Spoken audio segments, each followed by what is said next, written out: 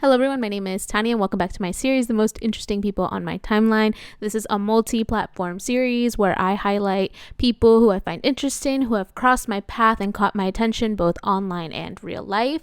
And welcome to episode 2. If this is your first time listening, hello, nice to meet you, welcome. If you are coming back from either my old videos or from episode 1, you're an absolute baddie and I love you. I also wanted to take a moment to thank everyone that watched episode 1. I've been working on this for kind of a while, so it's really nice to finally put it out there like I said I was going to. I hope that I was able to introduce hummus to some people who hadn't heard about them before, hadn't heard about their work. In this episode, I get a little peek into the world of fashion and about turning your passions and your dreams into a business and really being dedicated to this business and turning this dream into a reality. As always, everything will be linked in the description box of whatever platform you're listening/watching this on. And you can find more materials, past episodes, more links, more ways to interact on tanyadoes.com/interesting people.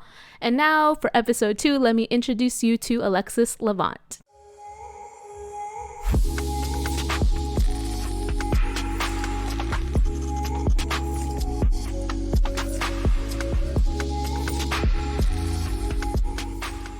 Alexus Levant is a designer and all-around creative from Atlanta. She's the founder and CEO of Levant, which is a luxury fashion brand that is currently based in Washington, D.C. I met Alexus through a really cool youth leadership program that we used to do in the summers back in Georgia. It was a 5-year leadership program, and every summer we would go to camp for about a month. So we were cabin mates, and so I've known Alexus for years. Unfortunately, after we graduated, we didn't really get to stay in touch all that much outside of social media, where I kept up with her on Instagram mostly, and that's where I found out about her brand, which she started back in 2020. Levant is a luxury fashion brand that provides fashionable yet timeless attire for all, inspired by nature and modern icons.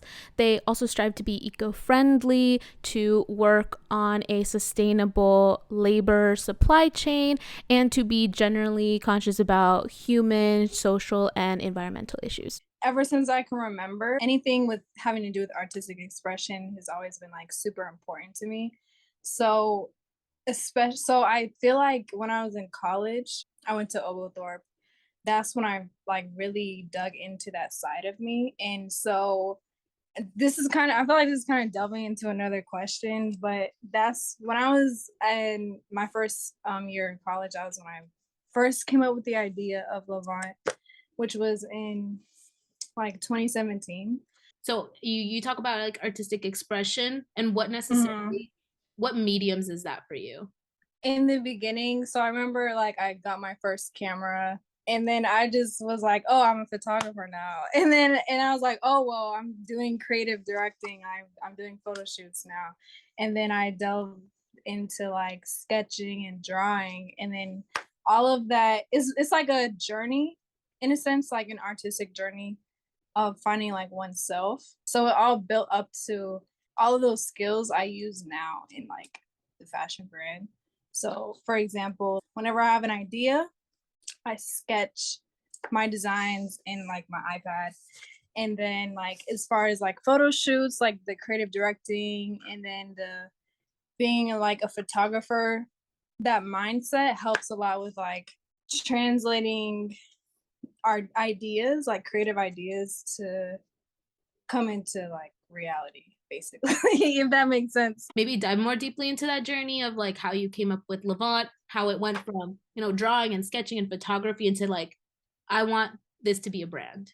I remember like so distinctly when I went to school at Oglethorpe, I met this designer. I was, talking to him, learning about how he designs clothes, and that really lit a light bulb in me. So like I like hang out with him and learning about fashion. And then I decided that I wanted a brand too. I just wanted a brand. I just knew I wanted a brand. I came up with this dumbass name and it was so stupid. I'm not even gonna say it. But I came up with this name and I told him and then he was like, okay. And then he came back to me a few days later. He was like, so I just talked with like my investors and everybody. They're like, why don't you just do Levant? It sounds very like high end. Like, why don't you just use Levant? And then after that, I was just like, oh wow, like light bulb. I always knew I wanted a fashion brand, but it's been a very long journey. Since 2018, I didn't even start producing or like working on the brand until 2020. Levant began officially in November 2020 on Black Friday. This is how I knew, as a confirmation from God, I believe. Every day since then, since I had the name Levant as a brand in my head, literally every day I think about it. Like if you don't have passion, that much passion for your any like artistic project that you have, like it's I don't know, like that's just how I do. So even to this day, like I think about Levant every day. What am I gonna do next? I have ideas popping up in my head all the time. And I'm always like writing, journaling down ideas. I used to come from a mindset of like if you were really all about your passions and you just really spoke a lot about your work and what you were doing, it was almost cringy. Like it was cringy to care, is what I used to think. And I'm slowly but surely maturing out of that mindset and being like, wait, it's actually like not that bad to care about things, especially if they're things that are you're passionate about. In doing these interviews and seeing how people think about their work and about themselves and what they're doing, it's really made me think about like, yeah, you actually do need to be passionate and you do sometimes need to be your number one fan to make things happen for yourself and to make yourself happy in the work that you're doing. So, yeah, it's something that I'm really learning slowly but surely, and it's something that I really admired and saw in Alexus, just the hunger, the passion, the absolute care that she has for her brand and her work, and her just saying that she thinks about this brand literally every day makes me realize how passionate she is about it, how much care and how much love she has for this type of work. This isn't just a brand, this is literally a manifestation of her artistic and creative expression, and she is absolutely obsessed and passionate about that manifestation that she has been able to slowly turn into a reality. You mentioned like mentors and like people who kind of helped you on that way to making that like your vision a reality, and I'm sure now you Yeah. have like a lot, like a team of people working with you, models and stuff like that. What is your team like and how did you connect with them? This is how literally like thinking about this one, I know like God is just like things just manifest itself. So initially, somebody that I was a marketing intern initially for this one business in Atlanta, and that was even before I joined the military.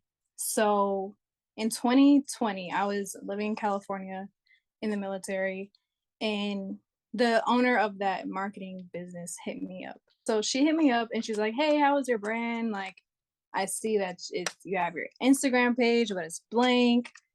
You know, let's talk, let's work." And so since then, like I worked with her for about a year or so. But within that year, I worked with so many other creatives. That's one thing that I love about the fashion industry. You get to work with so many creatives. I've worked with other creative directors, models, photographers, marketers, graphic designers to all come, and they all come together and bring the project to life. It's amazing. But Levant is still in its infancy stage, it's still like a baby.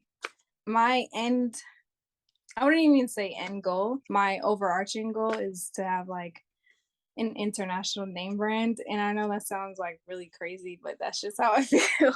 But as far as the team goes, right now, I have an assistant and I'm working with another designer slash creative director.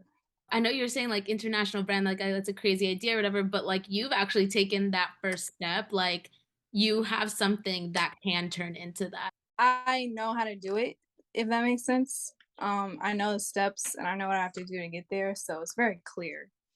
I just have to do it. And literally, like for anyone who's listening, like having a team helps you go way farther. Like you can go faster by yourself, but you'll go way farther with other people. And it's just more fun with other people. So, of course, Alexus is fully committed to developing her brand, working in fashion, but like most creatives, We have a day job, and her day job consists of doing, I believe, linguistic and office work as part of her service for the Air Force, which is why she's currently in Washington, D.C. So, because of that, she's been moving around quite a bit while she's been developing her brand. I'm learning balance every day, and that's my word for the year.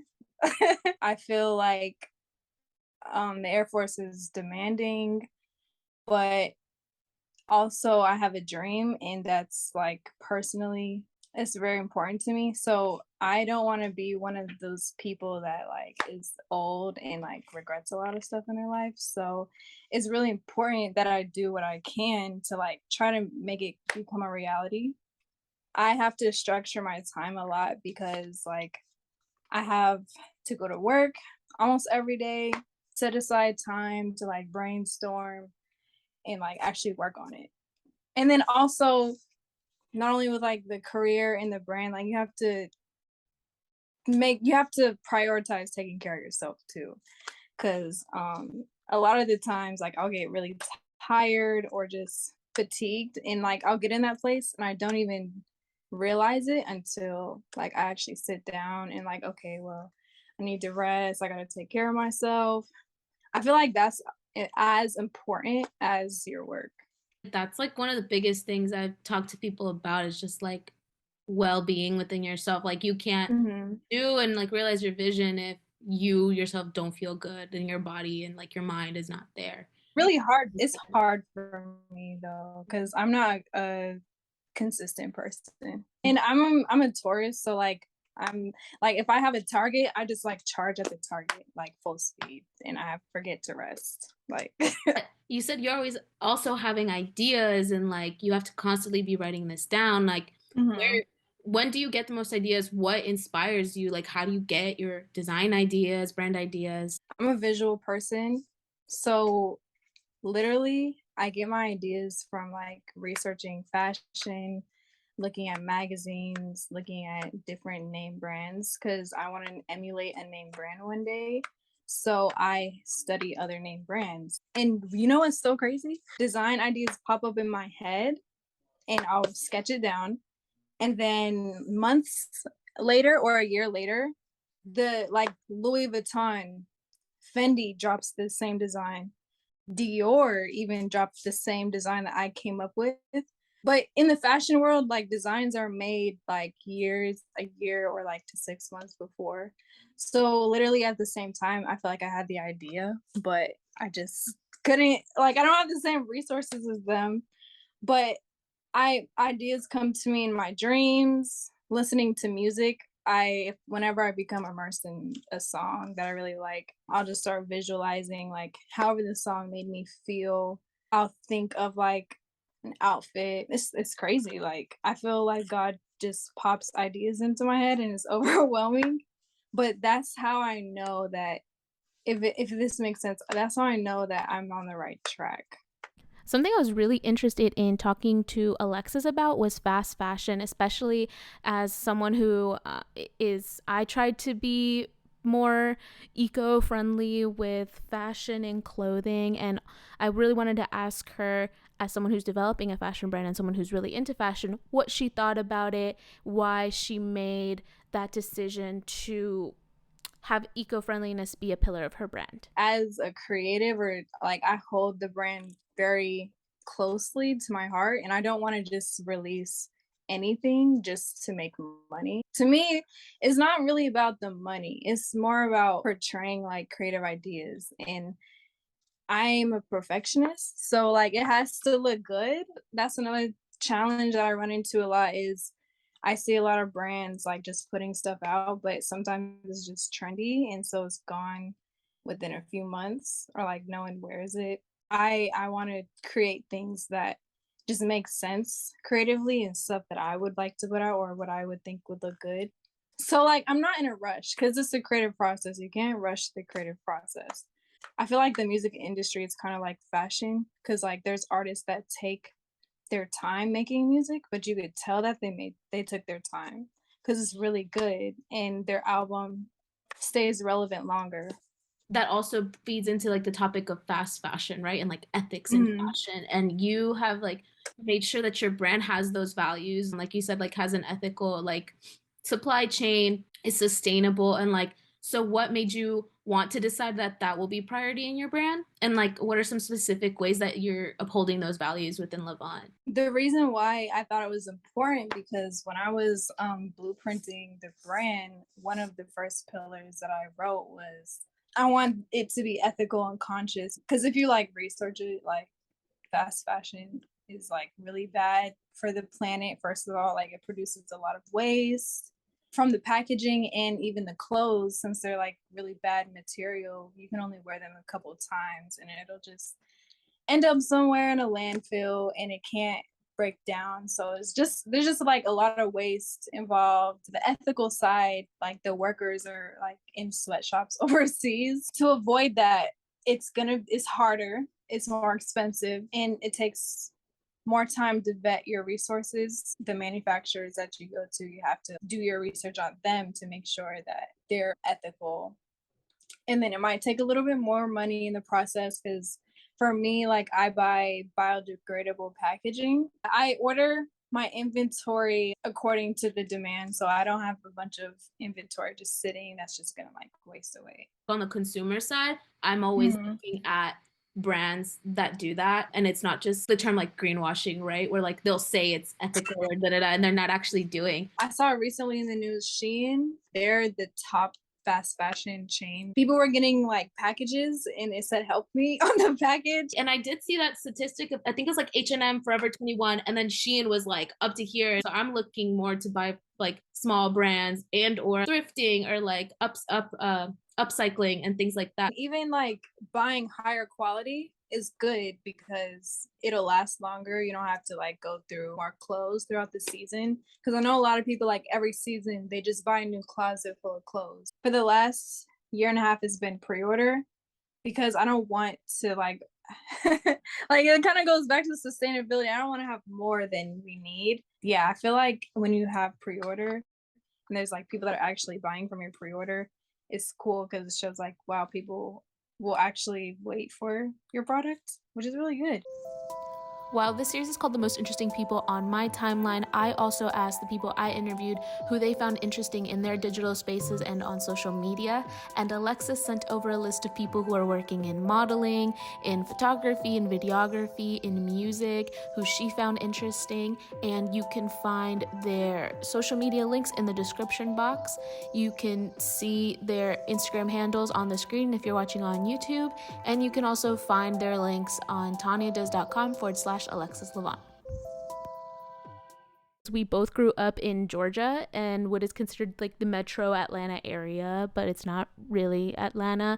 And so eventually both of us moved out of there and have been moving back and forth between different places. And I wanted to ask her what place meant in her work since she does move around a lot, and also any place that Atlanta or any role that Atlanta still played in her work. For one, I love Atlanta because there's just you can be creative there. Like you can literally be like any type of creative you want. And there can be a lot of opportunities for you, but just that's like my home base. That's kind of where I grew up for the most of my life. So I just know more people there by default. In the future, I'm going to be like manufacturing from New York actually. I was there a couple weeks ago and I found some manufacturers. Honestly, like New York for fashion is where it's at. Atlanta is great for fashion on, like don't get me wrong, but New York is literally where you see like all the new trends first, and that's like the fashion capital of the world. So I don't know. I feel like New York is the next best place for me. Do you think like you ultimately you do want to make Atlanta your home base, or you really are open to anywhere? I'm really open to anywhere. Like I wouldn't want to restrict myself to Atlanta, but for any creative project that I'm working on as far as a photo shoot, I would definitely go fly back to Atlanta because my favorite photographers are in Atlanta and videographers are in Atlanta and models. So like if I want to create any content, I'm going to Atlanta. But as far as like getting the clothes made or like marketing agencies, I'm going to New York. So, in addition to highlighting people that I just think are interesting and have been able to keep up with via the internet, this series is a way for me to explore internet culture, which is something I'm really interested in. It's a way for me to explore the digital space as a workspace, as a place of being and experimentation. And that's why I love talking to people about it and asking people about just general internet culture related questions that may have to do with their field or with their work. Speaking with Alexus, it was really interesting to talk about topics that have to do with fashion and her as a woman of color who is a business owner, who is running a business that is e-commerce based, who is advertising primarily on Instagram. And we also talked about NFTs in fashion, which has been a topic that I've been interested in for a long time. NFTs in general, but in fashion particularly, I was able to talk to Alexus about. Yeah, I have a bone to pick with Facebook. I feel like they're ruining Instagram for one. But literally, my business started during the pandemic. My best year was during COVID. So if that says a lot, like everyone was online shopping. So my Levant has been e-commerce based, and most of my money has came from Instagram. Facebook and all of their community guidelines is really, it's hard for small business owners because their guidelines are so nitpicky, but they use AI to look at that. So literally, I will run an ad for a girl wearing a dress, but it's a black woman, so she has more curves. So they will flag that compared to some another person wearing a dress, same type of dress, but they might not be as curvy, but that will be completely fine. That's one of the things I have a problem with them, is because they will flag something for being like inappropriate or sexual, but it's not. Some of the ads I've run through Facebook, they're black women and they might be over sexualized, but that's my problem. It's because like it's not, it's decent clothes. Like I'm not selling like any like super revealing things. I've had challenges with Facebook. If they feel like you're not following the guidelines, they will shadow ban you. They will keep you from advertising, which is where you get a lot of your money from. Of course, I've overcome that, but that's a big challenge for small business owners. That's something that I feel like people don't normally think about. Like, and you use black or women of color as your models, and to Mm-hmm. have that basically mean all your ads could be flagged based on this AI or these community guidelines. Like, it's literally a computer that said too much skin. yeah, exactly. I know that there's a lot of buzz about like NFTs, fashion brands that have made NFTs. I think there's like an NFT Birkin now, and also, Like Chanel yeah, too. and there's been also like those virtual clothing, which a lot of people have tied to, the sustainable fashion or slower fashion movement. Mhm. So I don't know, what do you think about that as like someone in the fashion world? It would be seen as an investment, and also I feel like that's kind of like clout. Like if you can sell digital products or digital clothing that you can't even touch, but people are gonna buy it, that's clout.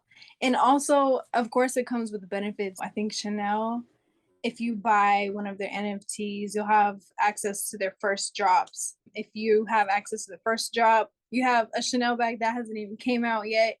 And for like the resellers, they could resell the bag for way more. But I just think it's crazy that's where we're at right now. I would have never thought that would even be possible. I Yeah. personally wouldn't. I also feel like it's what intention you have for your clothes and like your fashion sense. Like I personally like buy clothes because I'm gonna wear them, or like I need to be out and about wearing clothes and I want good Exactly. physical pieces. I feel like if you don't necessarily need to go out or you just want to buy a piece to just take a picture in instead of actually wear every day, then I guess digital That sounds clothes. like clout, or that just Yeah. sounds like old money to me. Correct me if I'm wrong, but NFTs, you have to use Ethereum to buy it, but eventually, like, the value can increase, so you can kind of get a return on investment. And I think that there's also like different currencies and the value depends on the currency and what the blockchain is. And like I know very little about the blockchain and I feel like I know very surface level about NFT. Mm-hmm. I think someone that I was talking to who does music and actually does more of a blockchain model with music. They're saying it actually helps smaller creators because they get to own it instead of having to lend out your music or your designs to Instagram That's interesting. or something else. So there's very give and take, and I think it's very new. So it's going to be interesting to see the discussions that happen. This year was pretty big for Levant. They got invited to be part of a fashion show at Georgia State, hosted by Kappa Sigma Pi, and this made Alexus super excited for the future of her brand. That was the first fashion show I've done. I do plan on doing my own fashion shows in the future when I get this first collection out. It's going to be big. But that was so much fun. Even though I wasn't physically there in Atlanta, I was helping plan out the fashion show as far as like what my pieces go. And it was also my first collaboration with this other brand. It's called Addicted to Fits. Her brand is based in DC, so like that's how I made the connection. But her clothes are fire. It was cool to like put her clothes and like my accessories together and make its own look. But like that first taste of the fashion show, I wish I was there, but that made me want to have my own fashion show even more. Is there anything you could tell me about what's next? I don't want to say too much, but it's something that you definitely wouldn't want to miss. It's going to be my first manufactured collection. So things that I have had sketched, I found a factory to work on it. So they're going to be like all from my head basically, which is a big deal for me. I think it's a big deal for any designer to have like any clothing manufactured. They're all original pieces too. Right. I really want to include men's pieces or unisex pieces. That's going to happen eventually. Some of the pieces are unisex in this collection. It's going to be transitional wear, and it's going to be a winter fall collection because I have the sketches and everything. I just need someone to make the tech pack so I can order the fabric and have that sample made. I will say, like, if anyone's listening to this and you want to like join the team, if you feel like you have anything to contribute, then just hit me up. Literally, the word Levant means to rise and to levitate. So that was one of like the core things that I implemented into everything. When you wear the clothes, I want you to feel like you're literally levitating or elevating. If you haven't been on the Levant website, if you haven't been able to poke around, I've been on it a lot since I've been doing my research for this series, and also I was on it a lot since I found out about her brand in 2020. And let me just tell you, if you go on it, look at the pillow purse, aka the pillow purse, which is what it's called on her site. Every day I am one inconvenience away from just dropping my money on that pillow purse, particularly the one in black with the silver hardware. But they will be dropping the pillow purse in their new collection in 2 new colors. That would be blue and silver, both of which are going to be a slay. So keep an eye out on Levant because their new collection is going to be absolute fire, and I'm very excited for it. Their fall winter transitional collection. If you want to know more about Alexus and about Levant, all the links will be in the description box, all their social media channels, both for Levant and for Alexus, who is just an all-around creative person. So you should just follow her and her brand. And you can also go to tanyadoes.com/Alexus Levant to see all those links, to see some of Alexus's favorite pieces, to see some articles that she's been featured in various ATL-based magazines, and just to learn more about everything. Is always going to be condensed on these web pages that are a form of me exploring web design, because I love making little websites and little web pages. If you like this episode and found Alexus's work interesting and are now a huge fan of Levant, you can go to Tanya Does on Instagram or TikTok, where you will be able to see reels that you can share and spread the good word about Levant, because I truly think that in a few years, I will be walking down the red carpet and they're going to ask me, "Oh, Tanya, what are you wearing?" And I'll be like, "Oh, I'm wearing a custom Levant." That's exactly what you're going to hear out of my mouth. Also, if you're listening to this on an audio platform, make sure to follow and give it a rating. It helps me out a lot. And also subscribe to me on YouTube so you can know when the next episode comes out. You will want to stick around for the next episode. Episode 3 is going to be such a slay. I'm going to be talking to a cannabis activist / nomad musician / all-around badass who I was able to meet through a really cool filmmakers collective. So stay tuned, stay connected, stay making beautiful things, and I will see you all in the next episode.